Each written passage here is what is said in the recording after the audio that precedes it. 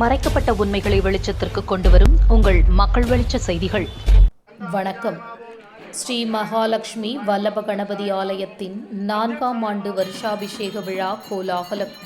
திருவள்ளூர் மாவட்டம் ஈக்காடு கண்டிகை புன்னப்பாக்கம் சாலை ஜே நகர் பகுதியில் அமைந்துள்ள அருள்மிகு ஸ்ரீ மகாலட்சுமி வல்லப கணபதி ஆலயத்தின் 4ஆம் ஆண்டு வருஷாபிஷேக விழா பக்தி பரவசத்துடன் மற்றும் சிறப்பான முறையில் நடைபெற்றது.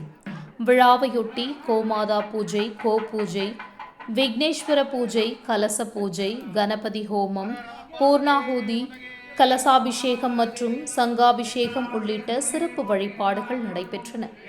தொடர்ந்து மூலவருக்கு மகா தீபாராதனை காண்பிக்கப்பட்டது.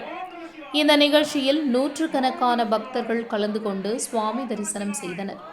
பின்னர் 500க்கும் மேற்பட்ட பக்தர்களுக்கு அன்னதானம் வழங்கப்பட்டது.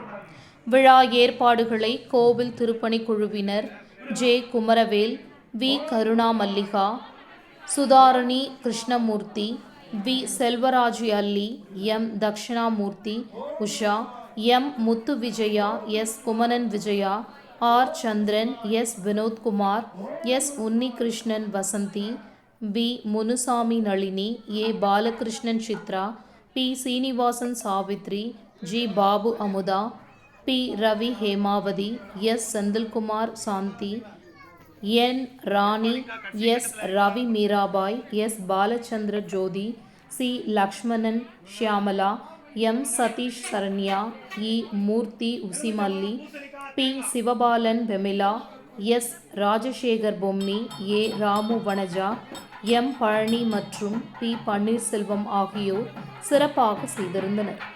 விழாவில் கலந்து கொண்ட பக்தர்கள் ஆலய நிர்வாகத்தினருக்கு பாராட்டுகளை தெரிவித்தனர்.